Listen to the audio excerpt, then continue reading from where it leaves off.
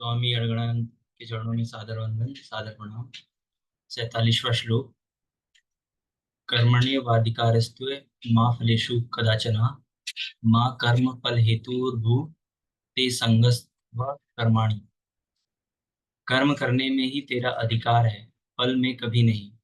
ऐसा समझ कि फल है ही नहीं। फल की वासना वाला भी मत हो और कर्म करने में तेरी अश्रद्धा भी ना हो। अब तक योगेश्वर श्री कृष्ण ने 39वें श्लोक में पहली बार कर्म का नाम लिया, किंतु यह नहीं बताया कि वह कर्म है क्या और उसे करे कैसे। उस कर्म की विशेषताओं पर प्रकाश डाला कि पहला, अर्जुन, इस कर्म द्वारा तू कर्मों के बंधन से अच्छी प्रकार छूट जाएगा। दूसरा, अर्जुन, इसमें आरंभ का अर्थात बीज का नाश नहीं है। आरंभ कर दे तो प्रकृति के पास कोई उपाय नहीं है कि उसे नष्ट कर दे। तीसरा, अर्जुन, इसमें सीमित फलरूपी दोष भी नहीं है कि स्वर्ग या रिद्धि सिद्धियों में फंसाकर खड़ा कर दे। चौथा, अर्जुन, इस कर्म का थोड़ा भी साधन जन्म मरण के पथ से उद्धार करने वाला होता है, किंतु अभी तक उन्होंने यह नहीं बताया कि वह कर्म है क्या, किया कैसे जाए। इसी अध्याय के 41वें श्लोक में उन्होंने बताया। पांचवा, अर्जुन, इसमें निश्चयात्मिका बुद्धि एक ही है, क्रिया एक ही है, तो क्या बहुत सी क्रिया वाले भजन नहीं करते। श्री कृष्ण कहते हैं कि वे कर्म नहीं करते।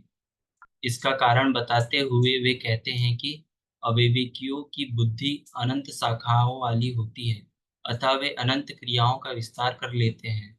वे दिखावटी शोभायुक्त वाणी में उन क्रियाओं को अव्यक्त भी करते हैं।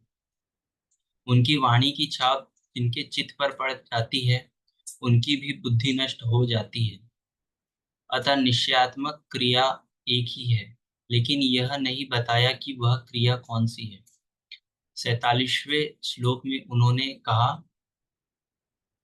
अर्जुन, कर्म करने में ही तेरा अधिकार है, फल में कभी नहीं। फल की वासना वाला भी मत हो और कर्म करने में तेरी अश्रद्धा भी ना हो, अर्थात निरंतर करने के लिए उसी में लीन होकर करे, किंतु यह नहीं बताया कि वह कर्म है क्या। प्रायः इस श्लोक का उदाहरण देकर लोग कहते हैं कि कुछ भी करो, केवल फल की कामना मत करो, हो गया निष्काम कर्मयोग। किंतु अभी तक श्री कृष्ण ने बताया ही नहीं कि वह कर्म है कौन सा जिसे करे। यहाँ पर केवल कर्म की विशेषताओं पर प्रकाश डाला कि कर्म देता क्या है और कर्म करते समय बरती जाने वाली सावधानियां क्या है। प्रश्न ज्यों का त्यों बना हुआ है, जिसे योगेश्वर आगे अध्याय 3-4 में स्पष्ट करेंगे। पुनः इसी पर बल देते हैं। धन्यवाद।